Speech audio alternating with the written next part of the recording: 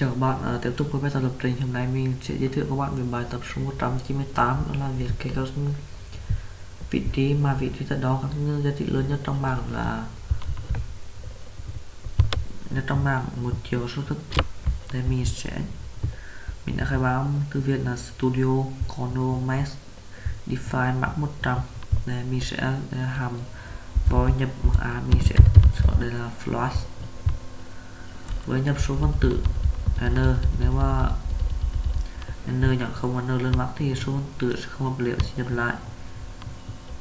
Đây mình sẽ lại trong cụm f và hàm void xuất max a với số phân tử n.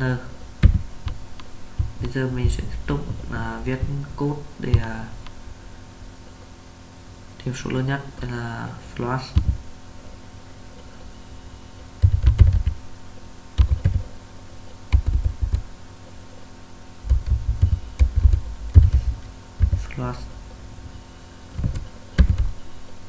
tìm max flash a và tn float bắt đầu sẽ float max sẽ bằng là a0 for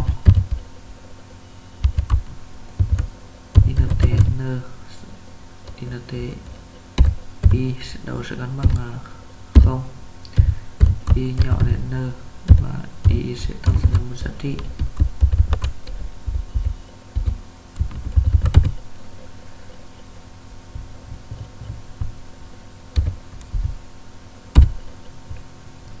For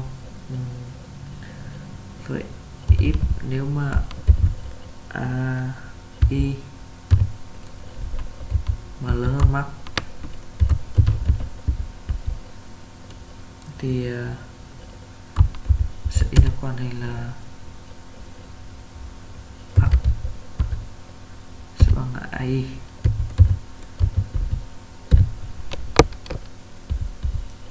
Và trở con mà return max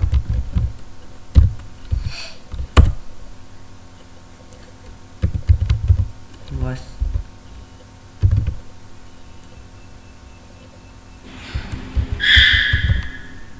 liệt kê flash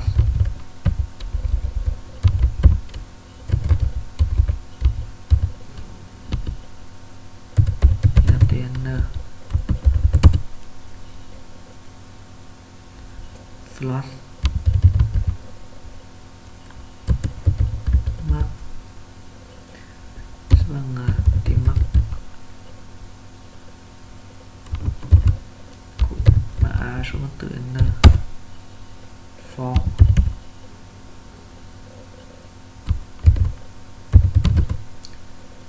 y bằng 0, y nhỏ đến n và y sẽ tăng dần một giá trị. If với ai mà bằng max thì nó sẽ in ra cái quang hình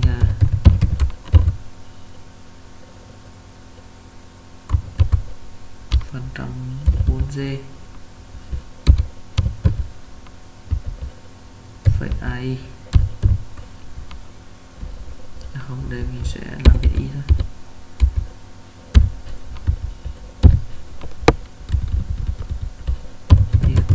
Miss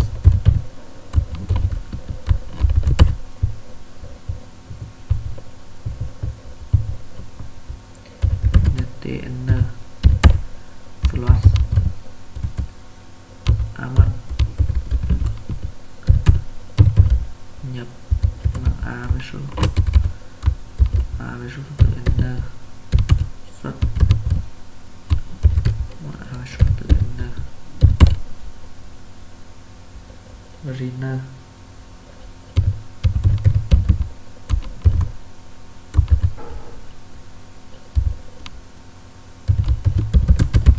Kết quả là liệt kê ta phải enter capture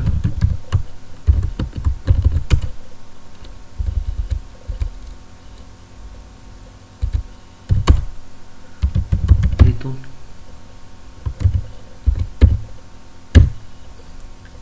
Như vậy mình đã vừa việc code xong cho các bạn về bài tập số 198. Bây giờ mình sẽ F5 để tự dẫn trình. Mình sẽ số 5 4 5 6 7 8. Thì kết quả sẽ là A2 gắn liền với 67. Như vậy số 67 là số lớn nhất trong mảng một chiều số thức gồm 5 phân tử. Cảm ơn các bạn đã dành thời gian theo dõi.